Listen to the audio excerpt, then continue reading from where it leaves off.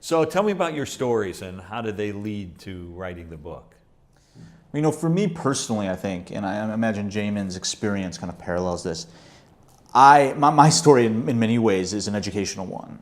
I was a biblical studies major when I was an undergrad, and I had ministry in my mind, but I also loved learning about the Bible. I loved learning more about what Christianity was about, what God was doing. And it's funny because I was often warned as a child, whatever you do, don't go to seminary. You will die. It will be like dust, right? That's kind of what I was told. And I had that in the back of my mind, and I've always had these questions about what does the Christian life look like? What does it mean that God is with us and all these things? And my education has been striving to try to figure out what does this look like? And I have background in New Testament and philosophy and systematic theology, and all those different things gave me angles, gave me ways to kind of look in on this thing and understand it more. But in the book, my goal personally, and Jamin's very pastorally, was how can I take all this learning that we've done, how can I take this emphasis on Scripture, on systematic theology, and all these different areas, and weave these into something that's personal, that is filled with stories of our own experiences, of our own lived existence with God. What does that look like?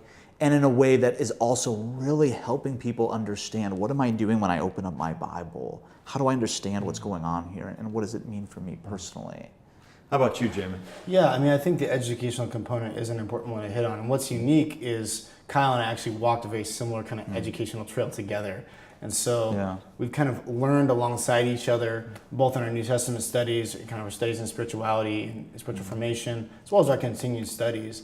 But I think the thing to add to what Kyle shared was both of us also shared a very similar journey in our own walk with the Lord, and even in our life in the church. And both kind of getting to a season in our Christian life where we'd always been the good Christian boys, we'd always done the right things, we'd been the student leaders in our youth group, we'd gone to the Christian college, we'd been the leaders on our campuses, we'd spoken at chapels, and yet this sense of kind of dissonance settled in for both of us, I think, in our college years, of realizing, man, if this is what relationship with God is all about, just kind of doing the right things and not doing the wrong things, then there seemed to be a piece missing here. And what I hear about the good life and the abiding life and life with God and the day-to-day and growing in relationship with Him doesn't seem to compute with this kind of to-do list that I feel like I have in my Christian life. Is that both of us on a kind of a journey into our own heart with the Lord, and journey into what does a life of prayer really look like, and really a journey into kind of honestly assessing